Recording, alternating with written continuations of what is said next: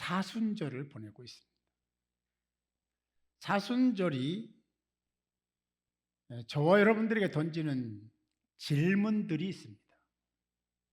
그 중에 십자가의 은혜로 구원받은 너희는 주님이 보여주신 본을 보이신 그 가르침과 본을 따라서 너희의 지체인 형제 자매들에게도 그렇게 행하느냐? 라는 질문을 사순절을 통해서 하고 계신 겁니다. 하고 계십니까? 정말 하고 계십니까? 해야 될 줄로 믿습니다. 그게 사순절입니다.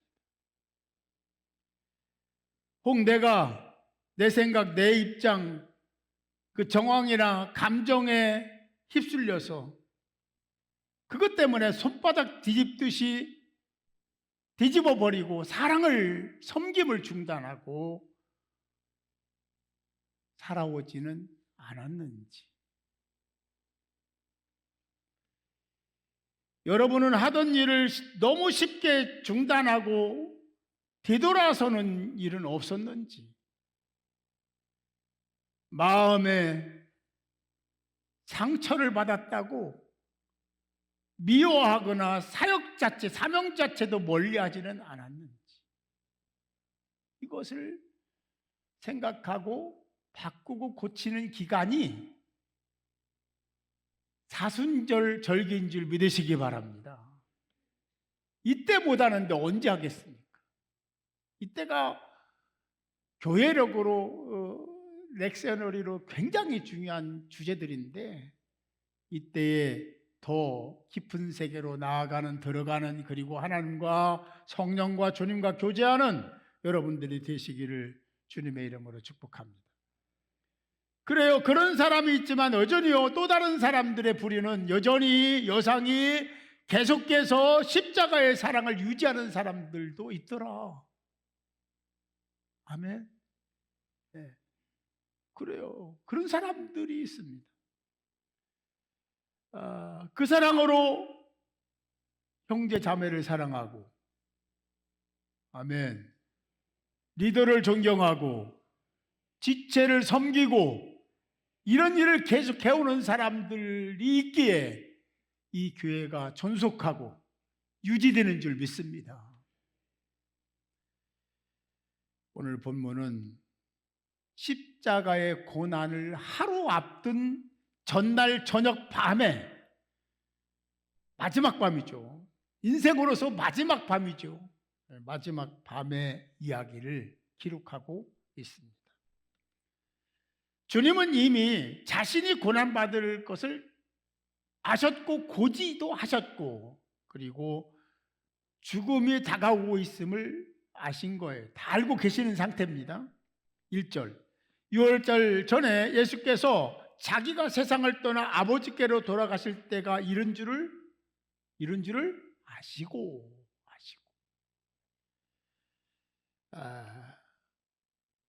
그걸 알고 이제 내가 인생을 끝내는 거예요. 내일 십자가 지면 인생이 끝나는데, 다 끝나는데, 그럼에도 불구하고 세상에 있는 자들을 사랑하시되 끝까지 사랑하시니라. 할렐루야. 하나님입니다. 하나님의 사랑이 그런 사랑이거든요. 여러분요, 그냥 여기 어쩌다가 예수 믿은 게 아니라 하나님의 특별한 사랑 가운데 여러분들 부름을 받았고 예수를 믿게 됐고 천국을 소망하며 사는 자가 됐음을 믿으시기 바랍니다. 구원의 확신이 없는 사람은요, 참 불쌍한 사람이에요. 열심히 예수 믿고 천국 못 가면 그게 얼마나 억울하겠어요. 죽어보니까 천국 있다 그때 느끼면 얼마나 억울하겠어요. 여기 계신 여러분들은 그런 사람 없겠지만 혹여 그런 아직도 구원의 확신이 없는 사람은 그거 창피한 게 아니에요. 어때요? 그게 뭐 당연한 거지. 예수 믿고 구원받아서 그렇게 살다가 목사 되고 15년 돼도 예수 구원 못 받은 사람이 목사한 사람도 있어요. 창피한 게 아니라 당연한 권리고 찾아야 됩니다. 구원의 확신은 있어야 돼요. 그거 없는 사람은요, 예수 믿고 참 그냥 종기생활하는 거, 종기생활. 불쌍한 사람.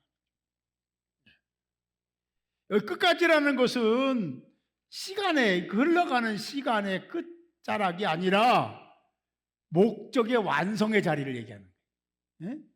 그러니까 하나님이신 예수 그리스도가 그리스도인들 성도들을 사랑하는데 끝까지 사랑했다라는 것은 그것이 바로 하나님이 원하시는 그 목적을 이루는 자리까지 갔다라는 뜻을 갖고 있다라는 거죠.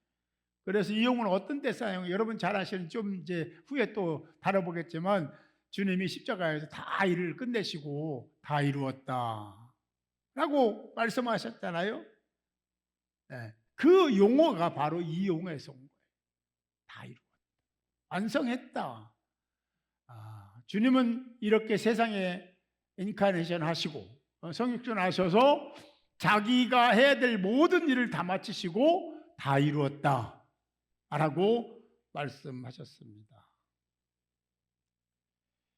즉 십자가의 사랑은 그때부터 시작되는 사랑이 아니라 항상 언제나 완성된 사랑임을 믿으시고 그 사랑을 유지하기 위해서 최선을 다하는 여러분들이 되시기를 주님의 이름으로 축복합니다. 여기서 이렇게 이어져서 발씻김으로부터 시작된 십자가는요, 발씻김으로부터 섬김과 사랑이 시작됐고, 그리고 그 과정을 거쳐 십자가로 완성됐다는 의미도 같이 가지고 있다는 것입니다. 우리는 우리의 메시아인 주님의 십자가를 바라보며 사는 하나님의 사람들이 되어야 될 줄 믿습니다. 주님이 보여주신 그 사랑을, 그 본을 보여주신 그 본을 우리는 내가 예수 믿고 그렇죠, 뭐 1년, 2년, 3년 지난 분들은 다 그 정도는 해야 되는 거예요. 당연히 해야 되는 거예요. 중직이 못한다면 부끄러운 거예요. 많이 부끄러운 거예요. 할렐루야. 많이 부끄러운 거예요. 그래요. 주님이 보여주신 그 사랑을 실천합시다. 사랑하고 섬기고 나누고 격려하고, 할렐루야, 이런 일을 해야 돼. 지체 운동을 해야 되는 거예요. 그 사랑은 끝까지의 사랑, 주님의 사랑, 완성된 사랑입니다. 주님이 말씀하셨죠. 14절 15절에 보니까 내가 주와 또는 선생이 되어, 이 주님이 말씀, 내가 주인이 됐다, 너희들 선생이다라는 정체성, 예수 그리스도 자신의 정체성을 얘기한다. 내가 주인이야, 내가 선생이잖아, 너희들 스승이잖아 라고 자기를 규정하신 겁니다. 그리고 나서 그런데 내가 주인인데, 내 선생인데, 스승인데 너희 발을 씻었다. 이건요 굉장히 함축적인 의미가 있는 거예요. 그냥 한 얘기가 아니라 내가 주인이야, 내가 너희들 스승이야, 그런데 내가 너희들 발을 씻었다? 씻겨줬잖아, 이런 얘기하는 거예요. 그래서 뭐라고 하냐면, 너희도, 그 왜 했냐면 너희도 서로 발을 씻어주는 것이 마땅하다. 내가 했잖아, 내가 주인인데 너희들 발을 씻어줬잖아. 이거 의미가 뒤에 또 나오집니다. 굉장히 중요한 의미가 있는데, 내가 선생인데, 스승인데 너희들 발을 씻어줬잖아. 이거 너희도 해라. 할렐루야. 그때 당시 제자들에게 말씀하신 그 말씀은 지금 저와 여러분들에게 하시는 말씀인 줄 믿으시기 바랍니다. 그럼요. 그렇게 들어야 돼요. 나에게 주신 말씀으로 듣지 않으면요 이상한 반응이 나옵니다. 하나님이 나에게 주는 말씀을 받으면요 그런 사람은 겸손해지죠. 더 온유해지죠. 낮아지죠. 자기를 내려놓기 시작하죠. 이런 현상이 일어납니다. 그래요. 내가 너에게 행한 것 같이, 내가 너에게 했잖아, 내가 주인인데 그렇게 했잖아, 그런 것 같이 너희도 그렇게 내가 한 대로 하라는 의미를 담아서 본을 보인 거야. 할렐루야. 주님 자신이 주인 큐리오스 절대자임을, 주인임을 얘기했습니다. 그리고는 가장 낮은 종의 자리로 내려가십니다. 그리고 제자들의 발을 씻어 주셨죠. 이스라엘 당시 예수님이 사역하시던 당시에 그 정치적인 입지를 보면요, 로마 제국이 전체를 통치했습니다. 그러니까 로마 제국에서 세계를 지배했으니까 유대인들도 이스라엘도 거기에 범죄에 이미 속해 있는 거예요. 식민지, 지금 우리가 식민지 생활했지만 식민지가 된 거죠. 그들의 통치 아래 들어가 있는 상태입니다. 그 상황에서 주님은 뭐라고 그 얘기한 거예요. 내가 이 일을 행한다. 그러니 너희도 이 일을 행하라 하는 이 얘기는 우리가 단순히 들을 수 있는 얘기지만 사실은 이건요 진짜 엄청난 선언입니다. 저는 이 선언을 코페르니쿠스적 선언이다 라고 제가 얘기를 해요. 폭발적인, 정말 폭탄 같은 충격적인 선언입니다. 왜냐하면 당시 로마 제국은 계급 사이가 아주 분명했습니다. 그래서 스승과 제자, 주인과 종 사이가 확실했습니다. 근데 그 얘기 하려고 하는 게 아니라 당시에 제자가 스승을 존경하잖아요. 요즘은 참 교권도 무너져가지고 엉망이 됐습니다만 회복해야 돼요. 그러나 오르동교회 여기 교회학교 학생들도 와 있지만 스승을 존경하잖아요. 그러니까 스승의 발을 씻어줄 수 있잖아요. 그렇잖아요. 그런데요, 이건 너무 저급한 거예요. 아주 그 밑바닥에 있는 사람들이 하는 행위가 발 씻어주는 거예요. 그때 당시는요, 이런 신발이 아니고 그냥 우리나라 말하면 세파 같은 거 이렇게 끌고 다니는, 우리나라가 옛날에 집신가 신고 다니니까 가정에 들어오려면 발을 씻고 들어와야 돼요. 그걸 누가 씻어줬냐면 이 하인들이 씻어준 거예요.